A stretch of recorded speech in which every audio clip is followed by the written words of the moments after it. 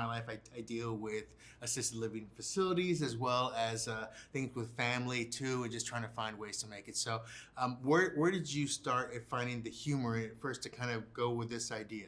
Well, it comes a lot from the documentary it's based on, which is called The Mole Agent. It's a Chilean documentary, came out a few years ago. And the basic story is in that documentary. It's a 80-year-old man who answers a private ad from a private detective, becomes an undercover agent at this retirement home, has never done that before, is pretty bad at it for a while, eventually gets better at it, but really the story is about the relationships he makes, the friends he makes, how he affects their lives and how they affect his life. And his life had been kind of shrinking a little bit because his wife had passed away and he was searching for purpose, and he finds it in this really unexpected place. So, you know, the guts of the show are all straight from that documentary. And with Charles, I mean, not only is he someone who is looking for a purpose, but he's also someone who has to find a place to kind of shine and give his light, out there too. So how did you see him as a person, not only just there, but also what did you want to put into him? I think he didn't know that he wanted to shine. I think he just wanted to get out. He just wanted to get out into the world, and he gets to go make believe, and be a spy. It just tickles him to death. But then slowly being real with the people around him, even though it's under the guise of trying to figure out who that person is and is he a suspect or not, he starts to fall in love with all the different people because they're these amazing human beings that are going through life and all of the stuff about aging. So I think it comes to him slowly that he doesn't want to shine so much towards the end as he wants to love and embrace these people he has learned to care about.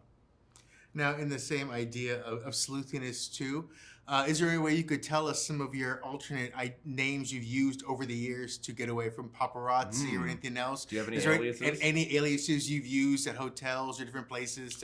I found that if you use aliases, people don't go, "Hey, good to see you." So I dropped that. I just go Ted Danson. He checks into every hotel in town under Ted Danson and just walks around. Yeah, from Cheers. Yeah. Well, that's a good way to go too. I don't mind. I don't mind celebrity.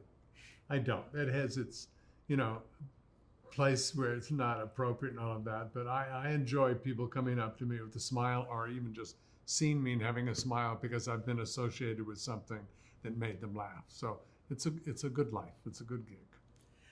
Michael, when it comes to all the shows you've done and bringing your family back and extending your family too. So what's that like for you? I mean, to bring Ted back, to Stephanie from Brooklyn, so many great people. So what's it like to you when you have this and now it's almost like an extended family? Like, I want these family members to come out to this cookout. Like, how does that work for you? That's almost exactly how it feels, honestly, is, you build a show and you design characters and then you're like, oh my God, Eugene Cordero from The Good Place. He would be so wonderful. And this is such a different kind of character from the idiot that he played in The Good Place.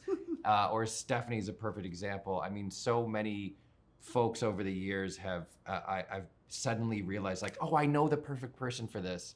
It's really one of the greatest things about doing this for a long time is I've now written for and with dozens and dozens and dozens of great actors. And so you need a part filled and you can pick up the phone and call Mark Evan Jackson and he's like, oh, I'd love to do that. That sounds fun. And there he is. And it's really a joy. It's a wonderful aspect to having had the longevity that I've had to this point is just knowing all those great talented people, And the thrill of getting that phone call is that that even if he's asking you to do a day part or a week or whatever, all of his characters are full-blown human beings. So it's not like you're coming to play a prop or a necessary little plot twist.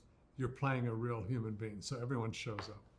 One thing I love about Charles too is that connection you have to him about him living his life, but also his way of kind of reaching back and letting everyone else know that he's good as well, that he is moving forward and making his own choices too. So how did you kind of see him in working with his daughter and having her understand that he's coping or he's finding a way?